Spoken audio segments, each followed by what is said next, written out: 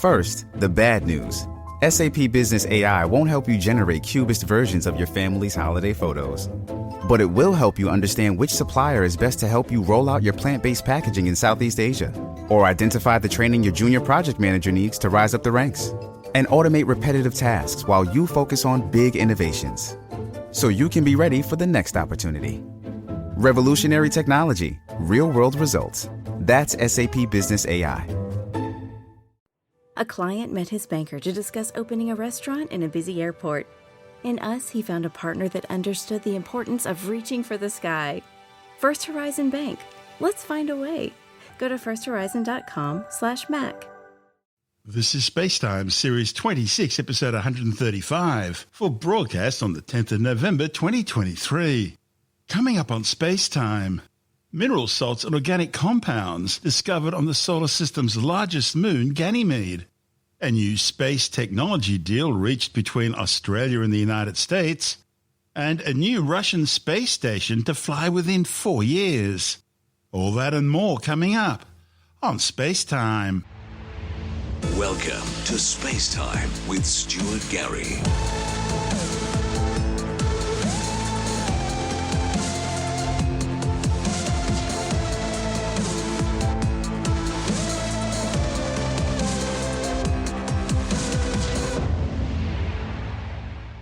NASA's Juno spacecraft has discovered mineral salts and organic compounds bubbling to the surface of the solar system's largest moon, Ganymede. The findings, reported in the journal Nature Astronomy, will help scientists better understand the origins of the giant Jovian moon and the composition of its subsurface ocean.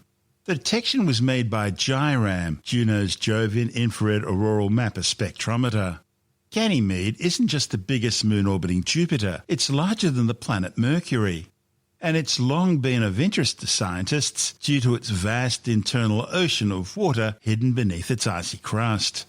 Previous spectroscopic observations by NASA's Galileo spacecraft, the Hubble Space Telescope and the European Southern Observatory's Very Large Telescope have all hinted at the presence of salts and organics, but the spatial resolution of these observations was simply too low to make a confirmed determination. But when Juno flew over Ganymede, passing just 1,046 kilometres above its icy surface, GIRAM was able to acquire infrared images and spectra which have now confirmed the presence of mineral salts and organic compounds. It allowed Juno scientists to detect and analyse the unique chemical signatures in the spectral data, highlighting non-water ice materials including hydrated sodium chloride, ammonium chloride, sodium bicarbonate, and possibly aliphatic aldehydes. The presence of ammoniated salts suggests that Ganymede may have accumulated materials cold enough to condense ammonia during its formation, and carbonated salts could be the remnants of carbon dioxide-rich ices. Previous modelling of Ganymede's magnetic fields determined the moon's equatorial region, up to a latitude of about 40 degrees, is shielded from the energetic electron and heavy ion bombardment caused by Jupiter's hellish magnetic field. See, the presence of such particle fluxes are well known to have a negative impact on salts and organics. But during its June 2021 flyby, Juno's GIRAM covered a narrow range of latitudes, 10 degrees north to 30 degrees north, and a broader range of longitudes, minus 35 degrees east to 40 degrees east, in the Jupiter-facing hemisphere.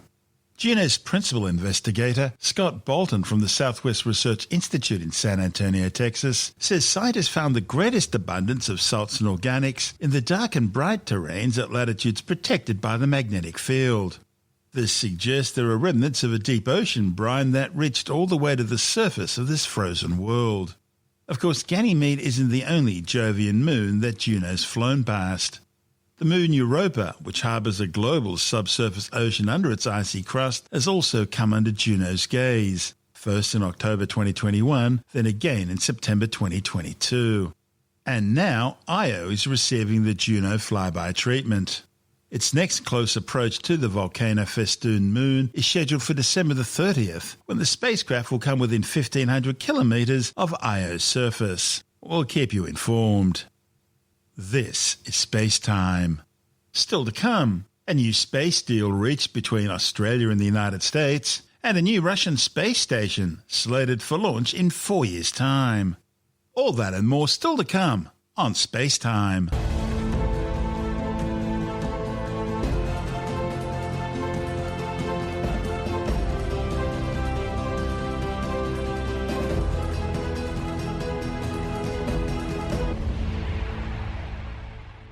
The United States and Australia have signed a new bilateral technology safeguards agreement, providing the legal framework for American commercial space vehicles to launch from Australian soil.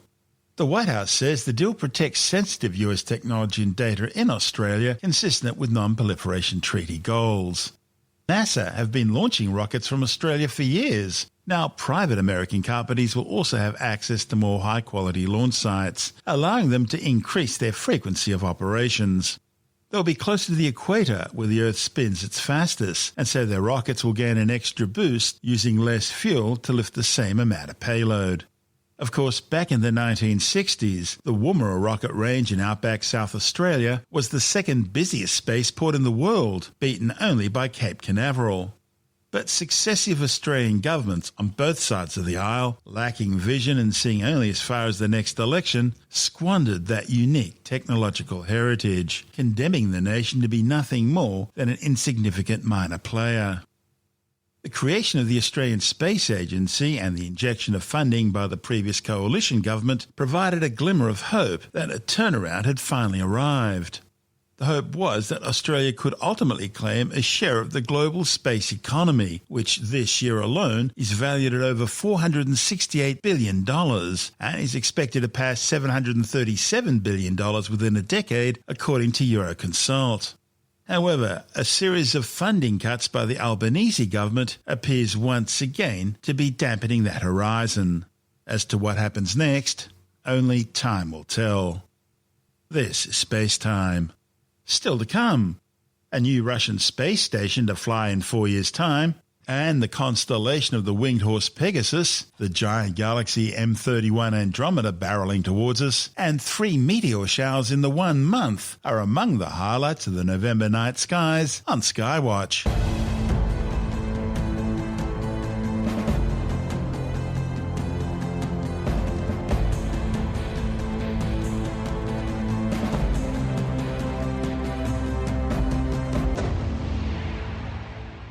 Russian President Vladimir Putin says the first module of the Kremlin's new space station should now be in orbit by 2027.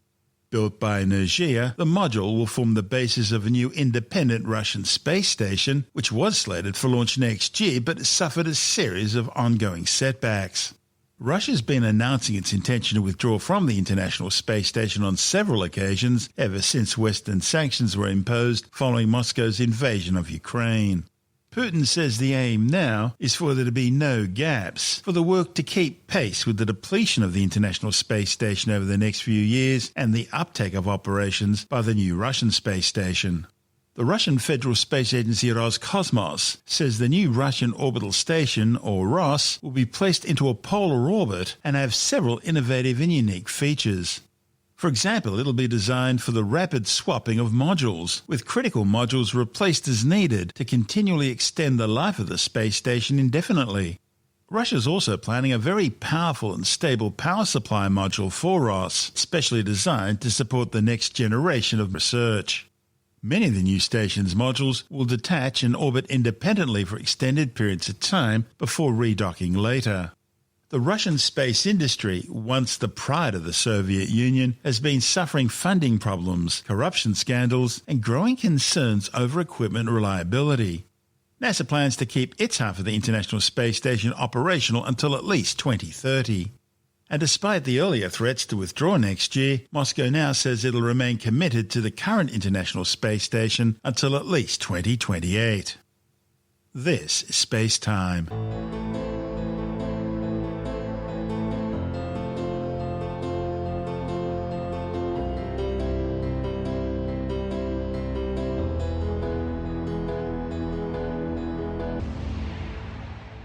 Time now to turn our eyes to the skies and check out the celestial sphere for November on Skywatch. November is the 11th and penultimate month of the year in both the Julian and Gregorian calendars. It retained its name from the Latin Novem meaning 9 when January and February were added to the Roman calendar. High in the northern skies of November, you'll find the constellation Pegasus, the Mesopotamian Etruscan mythological winged horse who was born from the blood of Medusa the Gorgon after she was slain by Perseus. The brightest star in Pegasus is the orange supergiant Epsilon Pegasi, located some 690 light-years away. A light-year is about 10 trillion kilometres, the distance a photon can travel in a year at the speed of light, which is about 300,000 kilometres per second in a vacuum and the ultimate speed limit of the universe. Astronomers describe stars in terms of spectral types, a classification system based on temperature and characteristics. The hottest, most massive and most luminous stars are known as spectral type O blue stars. They're followed by spectral type B blue-white stars, then spectral type A white stars, spectral type F whitish-yellow stars, spectral type G yellow stars, that's where our sun fits in, spectral type K orange stars, and the coolest and least massive stars of all are the spectral type M red stars. Each spectral classification is further subdivided using a numeric digit to represent temperature, with 0 being the hottest and 9 the coolest. And then a Roman numeral is added to the end of all that to represent luminosity. Now, put all that together and a star like our Sun is known as a spectral type G2V or G25 yellow dwarf star. Also included in the stellar classification system are spectral types L, T and Y, which are assigned to failed stars known as brown dwarfs, some of which were born as spectral type M red stars, but became brown dwarfs after losing some of their mass. Brown dwarfs fit into a category between the largest planets, which are about 13 times the mass of Jupiter, and the smallest spectral type M red dwarf stars, which are about 75 to 80 times the mass of Jupiter, or about 0.08 solar masses. As for Epsilon Pegasi, well, it's estimated to have about 12 times the mass of our Sun and about 185 times the Sun's radius. Epsilon Pegasi, together with the stars Markab, Al-Janib, Steat and Alpha Andromedae, form the asterism or pattern of stars known as the Great Square of Pegasus, a bunch of bright naked-eye stars shaped like a huge square in the sky. One of the stars in the constellation is 51 Pegasi, which was the first main sequence star beyond our Sun to be discovered to host a planet. 51 Pegasi is a Sun-like star located 50.45 light-years away. Its planet, or more accurately exoplanet, meaning extrasolar planet, is designated 51 Pegasi b. The exoplanet's discovery was announced on October 6, 1995 in the journal Nature. It was detected using the radial velocity or so-called wobble method with a spectroscope used to detect very slight but regular Doppler shift changes in the star's spectral lines caused by the gravitational pull of the planet pulling the star one way and then the other as the planet orbits around it.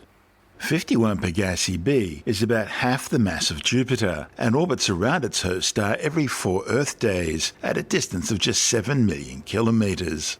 At the time, a gas giant orbiting so closely around the star was something that had never been seen before, and this led to the creation of a new category of planets known as hot Jupiters, a category of gas giants thought to have formed further out from their host stars beyond the so-called snow line, but which then migrated inwards towards their current positions. The discovery led to the realization that the gas giants of our solar system, Jupiter and Saturn, also migrated inwards closer to the Sun during their early formation, something which explains many of the features of our own solar system, including the late heavy bombardment, the asteroid belt, and some unique characteristics of the ice giants Neptune and Uranus, as well as the mass distribution of the 4 inner terrestrial worlds, Mercury, Venus, Earth and Mars. Also visible in Pegasus is the M15 or NGC 7078 globular cluster, which is located about 33,600 light-years away. Globular clusters are tight spheres containing thousands to millions of stars, all originally formed at the same time in the same molecular gas and dust cloud. Many are thought to be the cause of small galaxies that have been cannibalized by larger ones. Our own Milky Way galaxy contains at least 150 globular clusters. M15 is estimated to be around 12 billion years old, making it one of the oldest known globular clusters. And it contains an estimated 100,000 stars, making it one of the most densely packed globular clusters in the Milky Way galaxy. Its core has undergone a contraction known as core collapse, and it has a central density cusp with an enormous number of stars which appear to be surrounding what may well be a central black hole. M15 also contains at least 112 variable stars, 8 pulsars, including one double neutron star system, and the first ever planetary nebula found in a globular cluster. Now, if you're away from city lights, you may notice a fuzzy patch in the sky right next to Pegasus. And that is the majestic giant spiral galaxy M31 Andromeda. Andromeda is the biggest galaxy in the local galactic group. It's located some 2.5 million light-years away. Estimates suggest it contains over 1 trillion stars, twice that of the Milky Way, and is some 220,000 light-years across. Now, if you can't see it too well, don't worry, it's getting closer every day. You see, the Milky Way and Andromeda galaxies are expected to collide in about 3.7 to 4.5 billion years from now, eventually merging to form what will be a new giant elliptical galaxy. Another case of galactic cannibalism in action. Now, based on current estimates, Andromeda appears to have more older stars than the Milky Way. It also appears to have far less new star production than the Milky Way producing about one new solar mass star every year. And the rate of supernovae in the Milky Way is also about double the rate of Andromeda. Andromeda is surrounded by a large and massive halo of hot gas, estimated to contain about half the mass of the stars in the galaxy. This nearly invisible halo stretches about 1 million light-years from its host galaxy. That means it reaches almost halfway out to the Milky Way. Now, using a good pair of binoculars or a small backyard telescope, you'll even get to see the dust lanes in Andromeda's spiral arms and its bright central galactic core, which contains a monster supermassive black hole.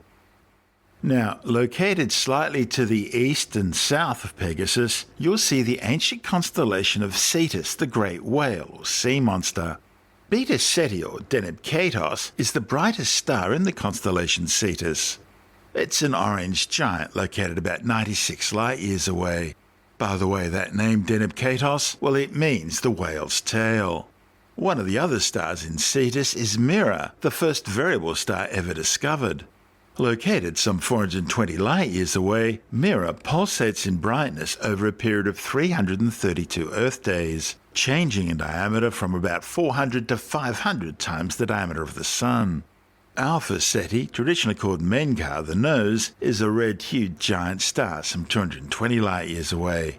Now, it's actually a double star system, with the secondary star 93 Ceti being a blue-white star some 440 light-years away. Another double star is Gamma Ceti, the head of the whale. The primary is a yellow star 82 light-years from Earth, while the secondary is a blue star.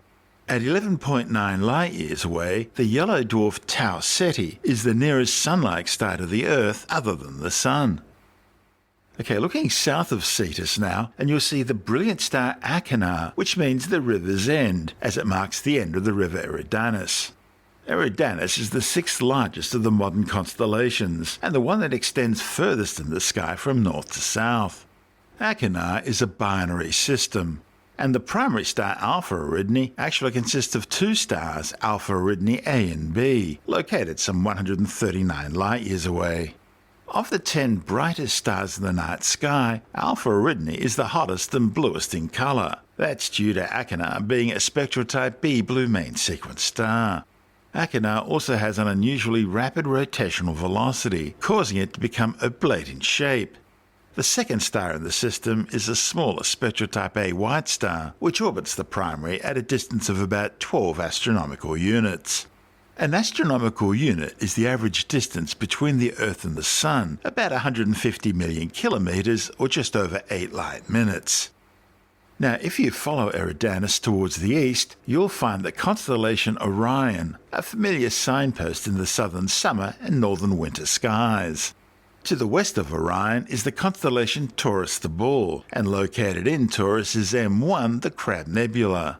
It's the remnant of a star which Chinese astronomers saw explode as a supernova back on the 4th of July in the year 1054. They recorded the sudden appearance of a new star on their sky charts at exactly the position of the Crab Nebula. Their records show the supernova appeared brighter than the planet Venus for weeks on end, before finally fading from view after about 2 years. The shockwave from the Crab Nebula's supernova explosion is continuing to blast outwards, expanding at a rate of about 5 million kilometers per hour. At the heart of the nebula is a rapidly spinning neutron star, a pulsar, rotating at some 30 pulses per second. As it rotates, it shines a beam like a lighthouse beacon sweeping across the galaxy.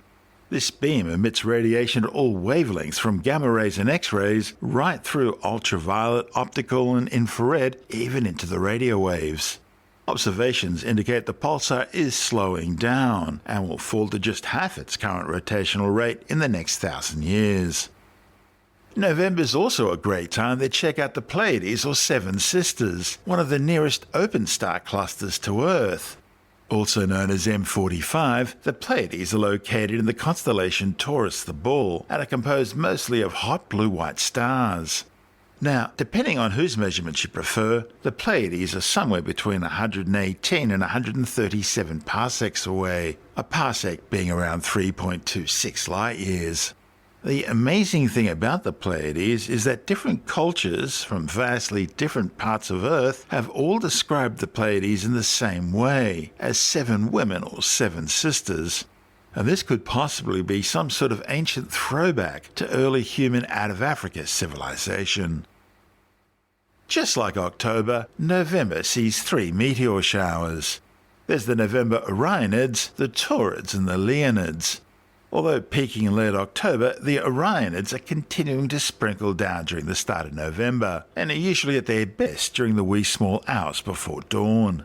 They're generated by the debris trail left behind by the comet Halley, and appear to radiate out from the direction of the constellation Orion the Hunter. The Taurids meteor shower are generated by the comet Encke, and as their name suggests, they appear to radiate out from the constellation Taurus the Bull. Encke and the Taurids are believed to be the remnants of a large comet which disintegrated between 20 and 30,000 years ago, breaking into several pieces and releasing material both by normal cometary ablation and also occasionally by close gravitational encounters with the Earth and other planets. In fact, the cometary stream of material left by Encke is the largest in the inner solar system. Being so spread out, the Earth takes several weeks to pass through it, causing an extended period of meteor activity compared to the much smaller periods of activity of other meteor showers.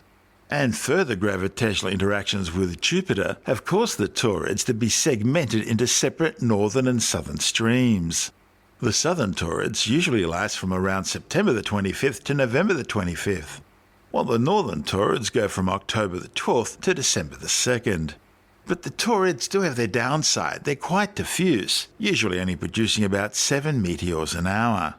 However, they are composed of more massive material. Think of pebbles instead of dust grains. And so they tend to produce a high percentage of very bright meteors known as fireballs, produced as larger meteoroids burn through the atmosphere. The southern Taurids put on their best show just after midnight on November the 5th. Finally, there's the Leonids meteor shower, which will peak on November the 18th. The Leonids are usually pretty reliable, with 15 meteors an hour. However, they have been known to occasionally produce spectacular meteor storms, with showers in 1999, 2001 and 2002 producing an amazing 3,000 Leonids meteors an hour. Even more spectacular was the Leonids meteor shower of 1966, which generated thousands of meteors per minute, falling like illuminated rain. The Leonids are usually picked up after midnight, with peaks occurring just before dawn. They're produced by the debris stream from the comet Tempel-Tuttle. And as their name suggests, the Leonids radiate out from the constellation Leo the Lion. The Leonids are a fast-moving stream, which encounters the path of Earth at 72 kilometers per second. Larger Leonids, which are about 10 millimeters across, can have a mass of half a gram and are renowned for generating bright meteors. Scientists estimate the annual Leonids meteor shower deposits between 12 and 13 tons of particles across the planet every year.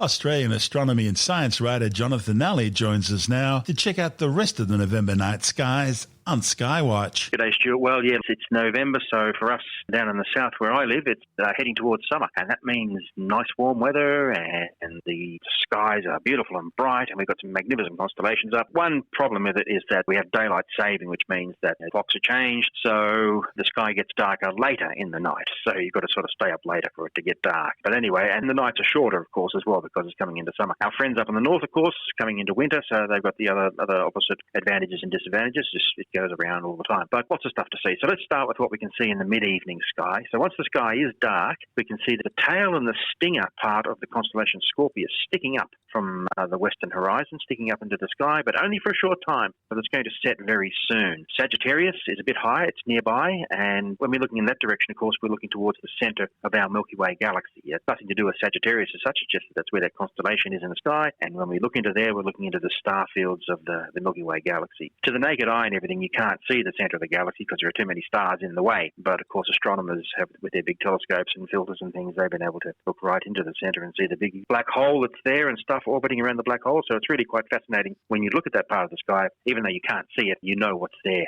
It's just brilliant as far as I'm concerned, particularly if you can get out in the countryside where the skies are a bit darker and then you really see the Milky Way. It is really quite glorious. So up in the northern half of the sky looks fairly bare actually, and it's filled with a big bunch of constellations that have very few bright stars. I'm talking constellations like Pegasus, which is the winged horse. You've got Pisces, the fish. You've got one called Cetus, which is the whale. You've got Aries, the ram. And there's another one called Eridanus, the river, which is a big, long constellation that stretches from the northern sky down to the southern sky. It's the sixth largest constellation by area, but it's quite long and thin in places. And it's the constellation that stretches farthest north and farthest south. It's really quite long. And it's nothing really spectacular, and there's not a lot in there to see, but it's just one of these constellations they made up a long, long time ago. People are familiar with the zodiac-type constellations, Taurus and Aries and Pisces and that sort of thing. But there are actually 88 constellations up there, 88 official ones. So there are plenty of other things to see in the sky. Now, over in the eastern part of the sky, around about 9:30 p.m., we start to see the constellation Orion poking its head above the horizon. This is the sign that summer is approaching for the southern hemisphere, or winter in the northern half of the planet. When you see Orion starting to make an appearance in the late evening, you know you're heading towards the end of the year. Now, if you're trying to find the Southern Cross, that's the other thing that people like to see all the time, particularly visitors from the northern hemisphere. They come down here and say, where's the Southern Cross? This time of the year, it's a little difficult to see. So if you can't spot it, don't worry, you're not going blind or anything like that. During the evening hours of this time of the year, the cross is upside down and either very low on the southern horizon for some people or even hidden below the horizon for others. Where I am, if I had a perfectly clear horizon without the houses across the street there, so it was just a bare horizon, when the Southern Cross is down at its lowest, I would see half of it cut off. I'd only see half of it sticking up above the horizon. So you do need to be fairly far south this time of the year if you want to see it in the evening time. But if you're staying up after midnight, if you're out late or whatever, or if you're getting up early in the morning, by then the Earth will have turned and you will see the Southern Cross. It'll be sort of to the south-southeast and lying on its left-hand side. Now, by about 3 a.m., the sky has changed quite a lot as the Earth has rotated, and it's brought new constellations into view over in the east. Orion is really quite high now in the northern sky, as seen from the southern hemisphere. You've got the constellation Canis Major with its bright star Sirius, the brightest star in the sky. It's high overhead for people that live in my part of the world. And you've got Gemini and Leo and Cancer visible up in the northern half of the sky, and lots of great things to see in there if you've got a pair of binoculars or a small telescope. Now, looking at the planets, taking them in order, we've got Mercury. Mercury's back on the scene. It was out of view last month. You'll find it not far above the western horizon after sunset. So once the sun's gone down and the sky's starting to get dark, you'll see what looks like a pretty bright, intense-looking small star. And that'll be Mercury. Now, Saturn is very easy to see in the evening sky as well. It's actually close to overhead pretty much after sunset from the mid-southern latitude. Just look up and you'll see this fairly bright thing that looks like a star, but it's actually Saturn. It's got a slightly yellowish tinge to it. Mars is out of view at the moment because it's around the other side of the sun, so it's lost in the solar glare. And it'll take a few months to come back. It's not going to really come back into view until January, when it will appear in the morning sky out to the east before the sun rises. Out there right now in the east before the sun rises, you can see Venus. It's rising around about 4 a.m. It's big and it's bright and you really can't miss it. So if you're up early to go to work or you just had an all-nighter or something, you're around about 4 o'clock or 5 o'clock in the morning, look to the east and you'll see this big bright white star-looking thing. That's yes, it's Venus. not a flying saucer. It is Venus, the planet. It causes it's the cause of a lot of reports of UFOs and things because most people don't look up. Most people don't look at the sky, and then suddenly when they do, they think, "What's that big bright white light? That wasn't there yesterday."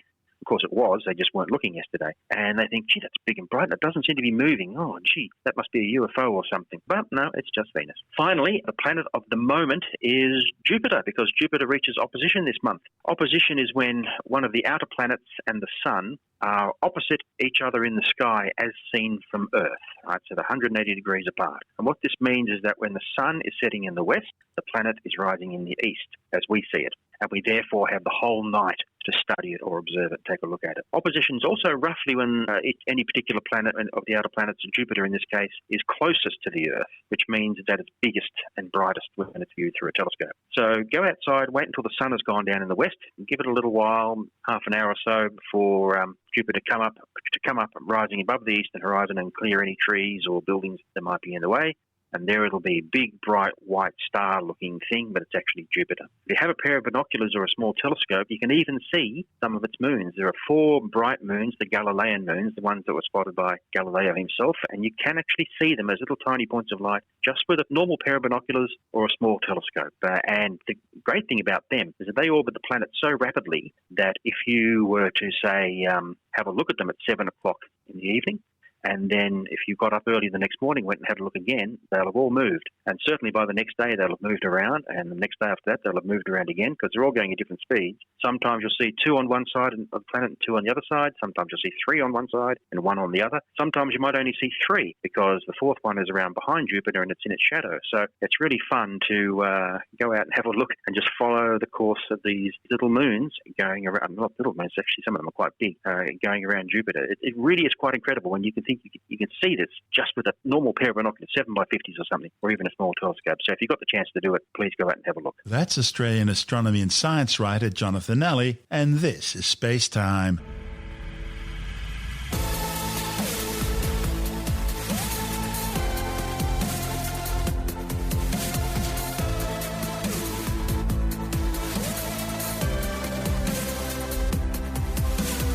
And that's the show for now.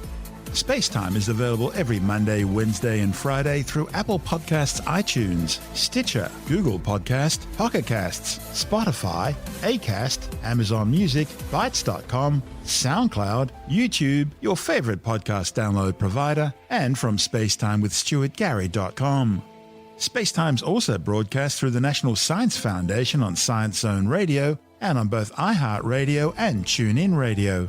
And you can help to support our show by visiting the SpaceTime store for a range of promotional merchandising goodies, or by becoming a SpaceTime patron, which gives you access to triple-episode commercial-free versions of the show, as well as lots of bonus audio content which doesn't go to air, access to our exclusive Facebook group, and other rewards. Just go to spacetimewithstuartgary.com for full details. And if you want more Space Time, please check out our blog, where you'll find all the stuff we couldn't fit in the show, as well as heaps of images, news stories, loads of videos, and things on the web I find interesting or amusing. Just go to spacetimewithstuartgary.tumblr.com. That's all one word, and that's Tumblr without the E. You can also follow us through @StuartGary on Twitter, @SpaceTimeWithStuartGary on Instagram, through our SpaceTime YouTube channel, and on Facebook, just go to facebook.com/SpaceTime with Stuart Gary. You've been listening to Space Time with Stuart Gary. This has been another quality podcast production from Bytes.com.